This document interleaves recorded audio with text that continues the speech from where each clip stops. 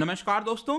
तो जिस पल का हम सबको इंतजार था कि कोविड 19 वैक्सीन का अप्रूवल कब हमारे देश के रेगुलेटर के द्वारा दिया जाएगा, तो फाइनली यहां पर यह अप्रूवल दे दिया गया है। क्योंकि आपको याद होना चाहिए, यूके के अंदर, यूएसए के अंदर ऑलरेडी वहां की रेगुलेटर के द्वारा अप्रूवल दे दिया जा चुका है। तो यहां पर आज 3 जनवरी को डीसीजीआई ने अप्रूवल दिया है 2 वैक्सीन का। वो है आपका सीरम इंस्टीट्यूट के द्वारा बनाया हुआ और दूसरा है भारत बायोटेक के द्वारा बनाया हुआ। और याद होगा आपको, कल ही हमने चर्चा किया था ड्राई रन के बारे में, जिसके माध्यम से पूरे देश भर में जो कोविड 19 वैक्सीनेशन का प्रोसेस होने वाला है उसका एक मॉक ड्रिल किया गया और काफी सफलतापूर्वक किया गया। किसी भी प्रकार की ऐसा कोई परेशानी नहीं देखी गई और विद इन 1 डे आप यहां पर न्यूज देख सकते हो, Oxford covid 19 vaccine, Bharat Biotech's को vaccine gets DCGI approval for emergency use. तो हम इस पूरे वीडियो में जानेंगे कि बार बार ये इमरजेंसी यूज की बात क्यों कही जा रही है, इसका अर्थ क्या होता है, प्लस यहां पर ये जो अप्रूवल दिया गया है इसके बाद क्या होगा। तो काफी कुछ जानने को है। चलिए आगे बढ़ते हैं। मैं हूं अंकित अग्रवाल और अपडेट के लिए आप मुझे फॉलो कर सकते हैं इंस्टाग्राम, फेसबुक और ट्विटर पर। और मेरे लेक्चर की हर पीडीएफ आपको फेसबुक पर तो मिलेगी ही, प्लस साथ में आप मेरा टेलीग्राम चैनल भी ज्वाइन कर सकते हैं by searching Ankit Agrawal official. और अगर आप यूपीएससी की तैयारी कर रहे हैं तो आपके लिए सुनहरा मौका है। स्टडी IQ लैब के लिए स्मार्ट कोर्सेज, जिसके थ्रू आप अपनी प्रिपरेशन और भी ज्यादा अच्छे तरीके से कर सकते हैं। तो सबसे पहले समझते हैं दोस्तों यहां पर हुआ क्या है।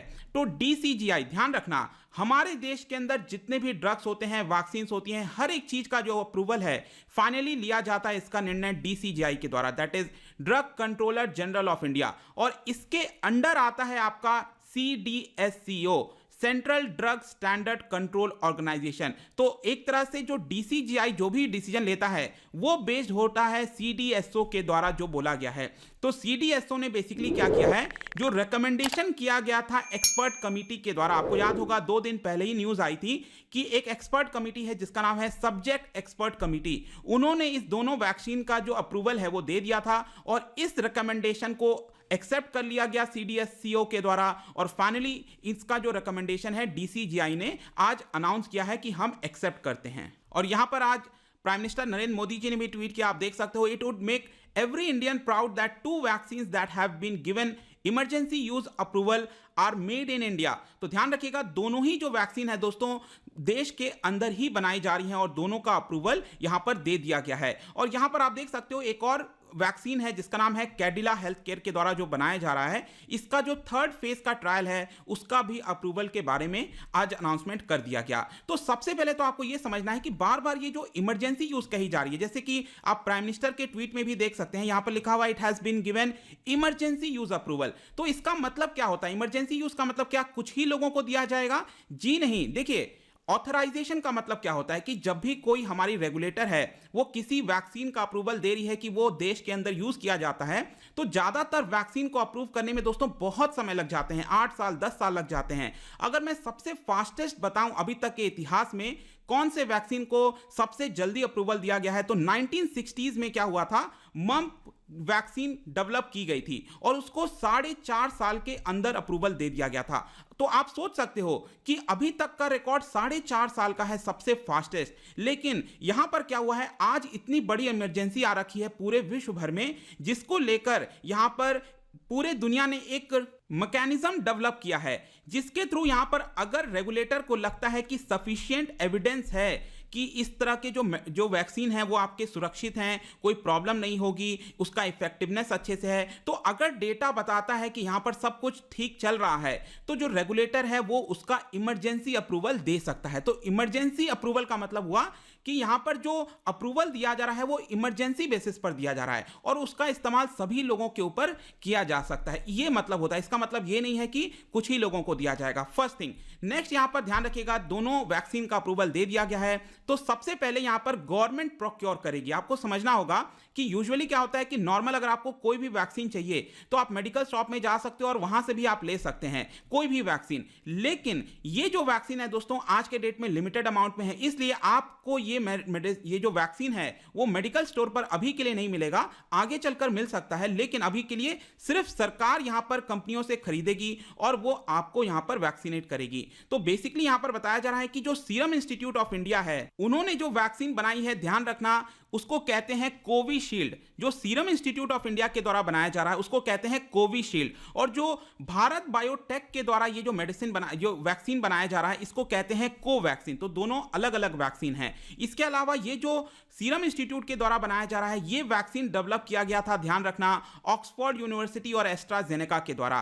तो ये लंदन में ये आपका अप्रूवल दिया गया था, मतलब कि सब कुछ इसका डेवलप किया गया था, लेकिन इसका मैन्युफैक्चरिंग भारत के अंदर भी हो रहा है सीरम इंस्टीट्यूट में। और इंडिया का जो वेरिएंट है, भारत का जो वेरिएंट है, इसको कहते हैं AZD1222। तो ये आपको ध्यान रखना है। और अभी तक सीरम इंस्टीट्यूट जो कि पुणे के अंदर है, उन्होंने 80 मिलियन डोजेज यहां पर बना दिए हैं। 80 मिलियन डोजेज ऑलरेडी बनाकर रख दिए गए हैं। तो इसका जो वैक्सीनेशन है, प्रोसेस है, वो जल्दी से हो सकेगा, मतलब कि इसमें कुछ भी समय नहीं लगेगा। ये जल्दी से मार्केट में और सभी लोगों को इसको लगाना स्टार्ट कर दिया जाएगा, क्योंकि इसका स्टॉक पाइल ऑलरेडी हो रखा है। लेकिन जहां तक भारत बायोटेक के द्वारा ये जो कोवैक्सीन बनाया गया है, ये ICMR के साथ मिलकर बनाया गया, जो हमारे देश की बॉडी है, Indian council of medical research, दोनों ने मिलकर ये वैक्सीन बनाया है। ये इंडिजिनियसली डेवलप्ड वैक्सीन है, ये आपको ध्यान रखना है। और इसका अभी मैन्युफैक्चरिंग स्टार्ट नहीं हुआ है, तो ये आपको ध्यान रखना है कि ये वाला मैन्युफैक्चरिंग स्टार्ट नहीं हुआ है। इसमें अभी कुछ समय लग सकता है, क्योंकि मैन्युफैक्चरिंग होगा, ये पूरा स्टॉक पाइल किया जाएगा, तब यहां पर रिलीज किया जाएगा। तो कुछ दिन या कुछ हफ्ते लग सकते हैं इसको, लेकिन ये वाला जो कोविशील्ड है, ये आपका